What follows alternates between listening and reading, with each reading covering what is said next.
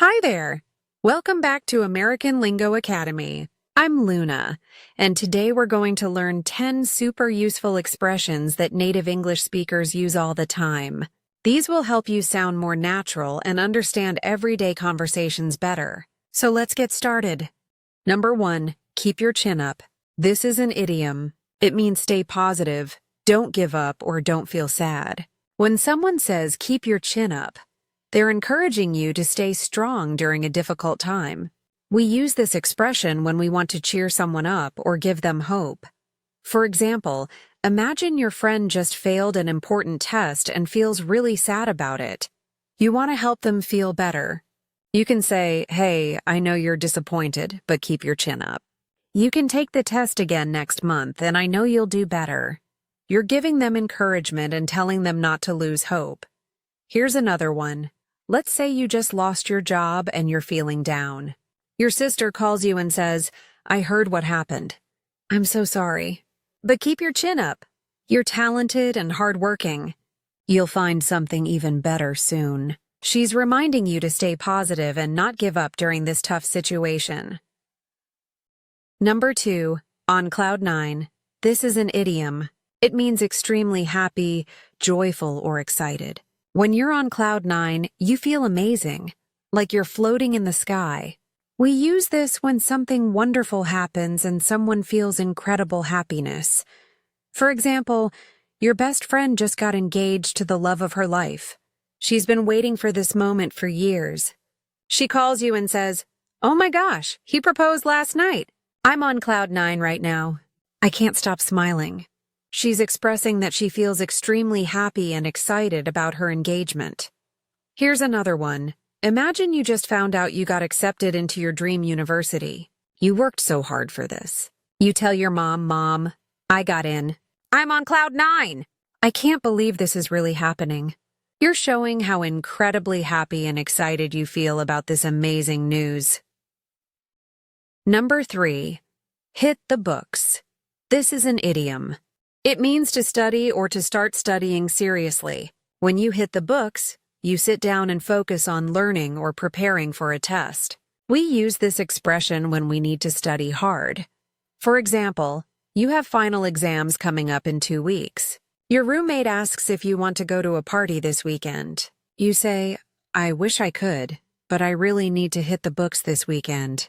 My exams are really important and I'm behind on studying." You're explaining that you need to study instead of going out. Here's another one. Let's say your teenage son has been playing video games all day. His report card shows bad grades. You tell him, "Okay, no more games today. You need to hit the books and finish your homework. If you want better grades, you have to study more." You're telling him he needs to start studying seriously if he wants to improve. Number 4, elephant in the room. This is an idiom. It means an obvious problem or difficult topic that everyone knows about, but nobody wants to talk about. The elephant represents something big and impossible to ignore, but people pretend it's not there. For example, your parents have been fighting a lot lately, and everyone in the family notices it, but nobody says anything. At dinner, there's awkward silence. Finally, your older sister says, "Okay, we need to talk about the elephant in the room. Mom and Dad, what's going on between you two? We're all worried." She's bringing up the obvious problem that everyone has been avoiding.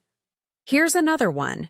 Imagine you're in a work meeting and your team missed a huge deadline that cost the company money. Everyone is nervous, but nobody mentions it. Your boss finally says, "All right, let's address the elephant in the room. We messed up on that project. Now let's figure out how to fix it and make sure it doesn't happen again." He's acknowledging the obvious problem that everyone was thinking about but not discussing. Number 5, your ass is grass. This is a slang expression. It means you're in big trouble or you're going to be punished. This is informal language, so be careful where you use it. We say this when someone is definitely going to face consequences for something they did wrong. For example, your little brother borrowed your car without asking and accidentally scratched it. You're really angry. You call your friend and say, "When he gets home, his ass is grass. I told him never to touch my car without permission." You're saying he's going to be in serious trouble when he comes back. Here's another one. Imagine you're working on a group project, and one person hasn't done any work at all. The presentation is tomorrow. Another group member says, if we fail because of him, his ass is grass. I'm going to tell the professor exactly what happened. They're saying that person will face consequences if the project fails because of their laziness. Number 6. I'll find a way. This is a determined statement or phrase. It means I will figure out how to do something, no matter how difficult it is. When someone says, I'll find a way, they're showing determination and refusing to give up. For example, you really want to study abroad, but you don't have enough money right now. Your family is worried. You tell them, don't worry about me. I'll find a way. Maybe I can get a scholarship or work part-time to save money. I'm not giving up on this dream. You're showing your determination to make it happen somehow. Here's another one. Let's say your daughter really wants to attend her best friend's wedding, but it's in another country and she has a tight work schedule. She tells you, I know it seems impossible, but I'll find a way to be there. She's my best friend and this day is too important to miss. I'll talk to my boss and figure something out. She's determined to solve the problem and make it work. Number 7. Don't put all your eggs in one basket. This is a proverb or idiom. It means don't risk everything on one plan or option. Keep your options open and spread out your chances. If you put all your eggs in one basket and drop it, you lose everything. For example, your friend is applying to universities and only wants to apply to one very competitive school. You're worried about him. You say, I think you should apply to a few different schools. Don't put all your eggs in one basket. What if you don't get accepted? It's better to have backup options. You're advising him to be smart and have other choices. Here's another one. Imagine you're investing money and thinking about putting all your savings into one company's stock. Your financial advisor tells you, that's risky. Don't put all your eggs in one basket. Let's invest in several different companies. That way, if one fails, you won't lose everything. She's teaching you to spread out your risk instead of betting everything on one thing. Number 8. Bland. This is an adjective. It means boring, without flavor, or not interesting. We often use bland to describe food that has no taste, but we can also use it for anything dull or unexciting. For example, you go to a new restaurant with your boyfriend. You order a chicken dish, but it has no spices or flavor. He asks how your food is.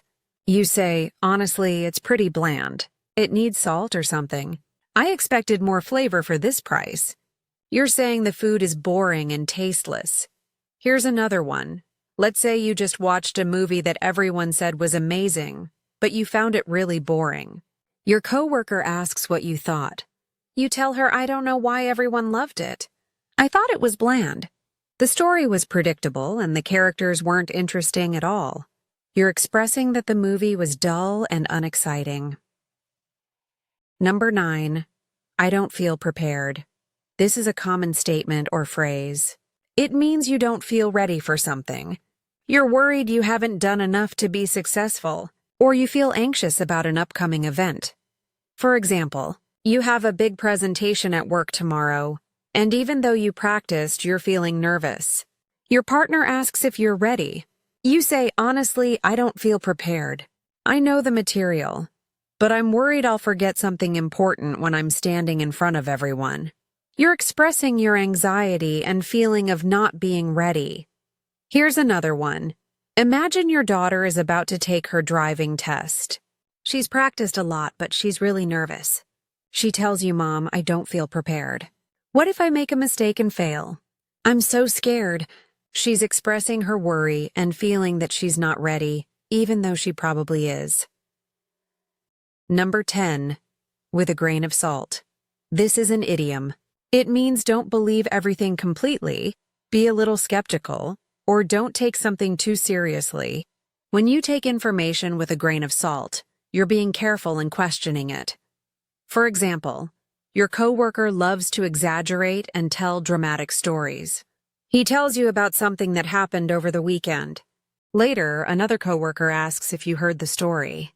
You say, "Yeah, I heard it, but I'm taking it with a grain of salt."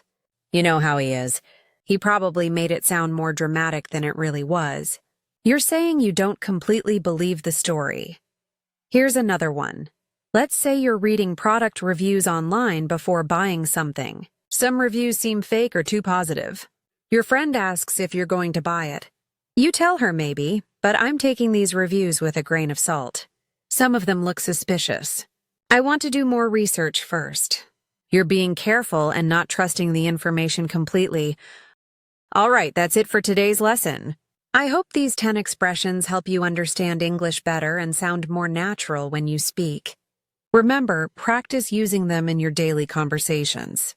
Thanks so much for watching, and I'll see you tomorrow with more useful expressions. Take care.